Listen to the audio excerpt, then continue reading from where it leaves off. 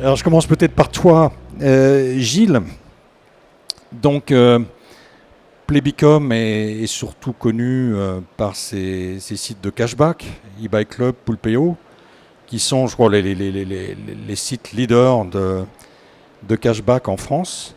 Et donc tu es un peu aux premières loges pour observer le comportement du consommateur, qui a quand même connu 25% d'augmentation des prix de l'alimentaire en 5 ans. Et comment ça s'est traduit pour toi dans ce que tu as pu observer sur la partie cashback? Merci Paul. Oui, alors Plebicom exploite plusieurs sites de cashback en marque propre et une cinquantaine de sites de cashback en marque blanche. Donc on a une vision assez générale de ce qui se passe sur le marché. Et c'est vrai que le pouvoir d'achat, c'est un vrai sujet. On sait qu'aujourd'hui, il faut avoir en tête que 60% des Français gèrent leur budget mensuel à l'euro près. Donc quelques euros d'économie peuvent représenter pour certains consommateurs quelque chose d'important. On le voit dans nos remerciements. J'ai reçu, pas plus tard qu'hier, un remerciement d'un membre qui m'a dit écoutez, je suis très content d'avoir pu utiliser ma cagnotte de cashback pour offrir une tablette de chocolat à mes enfants. Donc vous voyez, c'est un vrai sujet. Le pouvoir d'achat est un vrai sujet.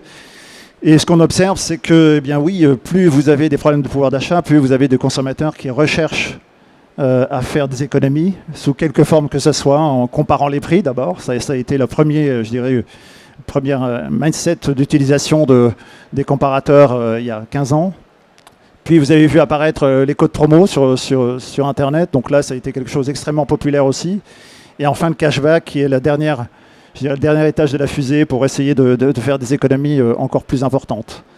Donc nous, ce qu'on voit, c'est que depuis environ 3 ans, il y a un nouveau bras de levier de cashback est apparu, qui est le cashback sur les bons d'achat, qui sont en effet l'utilisation de cartes cadeaux pour pouvoir acheter en ligne et en magasin, tout en bénéficiant en effet de cashback. Ça, on voit que c'est quelque chose qui se développe de façon fulgurante en l'espace de 3 ans. Donc ça, on sent que c'est un nouvel usage qui a été créé par le sujet pouvoir d'achat, parce que là, on est capable finalement de faire des économies grâce à ça sur des achats de tous les jours, y compris les achats alimentaires. Donc ça, c'est une première observation qu'on a pu voir de nos yeux, on va dire, assez ébahis, puisqu'en 3 ans, on a multiplié par 20, je pense, notre chiffre d'affaires. Et puis, les deuxièmes tendances, c'est on voit en particulier, quand vous regardez ce qui se passe sur les recherches et les requêtes de Google, vous avez de plus en plus de gens qui cherchent des codes promo. Donc la requête code promo plus un nom de marchand est quelque chose qui devient extrêmement populaire. Là aussi, on voit une tendance de fond. Quasiment 60% aujourd'hui en France des paniers sont des paniers qui sont avec un code promo. Donc, et encore, on est à 60% en France, on est à 90% aux États-Unis. Donc, ça donne une idée de cette promophilie, appelons-la comme ça, qui règne sur Internet pour rechercher à tout prix finalement des codes promo ou du cashback. Nous, on a un indicateur aussi intéressant, c'est ce qu'on appelle les téléchargements d'extensions, qui sont des plugins que vous téléchargez dans le navigateur qui permettent automatiquement d'avoir l'information sur la disponibilité d'un cashback ou d'un code promo.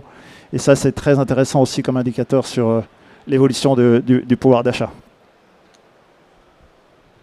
Et alors, dans tes relations avec les enseignes partenaires, qu'est-ce qui a évolué? Est-ce que l'enseigne voit toujours le cashback comme une autre promotion, ou est-ce qu'elle le voit comme un indicateur, un outil de performance et d'acquisition de nouveaux clients, voire même un drive to store, parce que vous étiez très orienté e-commerce? Est-ce que maintenant, la tendance n'est pas un peu du drive to store? Parce que finalement, il faut quand même payer le loyer et l'électricité. C'est bien de tout mettre dans l'e-commerce, mais ça ne suffit pas.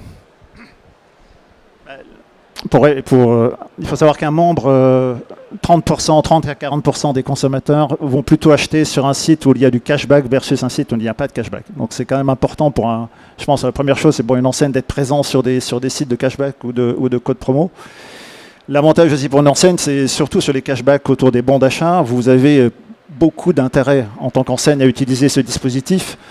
Pourquoi? Parce qu'un bon d'achat, c'est une valeur faciale et en général, les consommateurs dépensent plus que la valeur faciale. Donc, quelque part, la commission de distribution est inférieure. Vous avez aussi du no-show, c'est-à-dire que finalement, si ce bon d'achat n'est pas utilisé, eh bien pour l'enseigne, vous avez un no-show extrêmement intéressant qui peut aller de 1 à 5%. Donc ça aussi, dans le modèle économique, c'est extrêmement intéressant. Et puis en effet, derrière, vous avez, quand on parle de cashback de type données bancaires, c'est-à-dire des cashbacks qui sont associés à la synchronisation de vos comptes bancaires, là, vous pouvez faire en tant qu'enseigne des ciblages extrêmement précis. Des ciblages qui sont en effet pour recruter que des nouveaux clients, pour recruter que des personnes qui dépensent plus d'un certain panier, etc., etc. C'était ce qui a un peu changé le marché du cashback aujourd'hui, c'est la capacité que l'on a de pouvoir récupérer des données bancaires si vous connectez votre compte sur notre plateforme, pour pouvoir faire des ciblages extrêmement puissants et apporter de la valeur aux enseignes.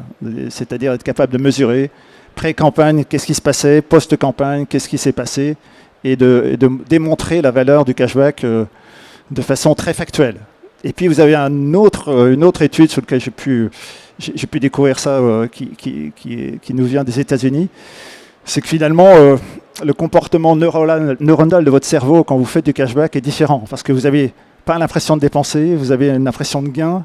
Donc vous êtes un peu plus enthousiaste. Donc les paniers moyens sont plus intéressants, les repeats aussi, etc., etc. Donc pour la valeur, on va dire, un peu inconsciente du cashback est aussi extrêmement intéressante à creuser pour un distributeur.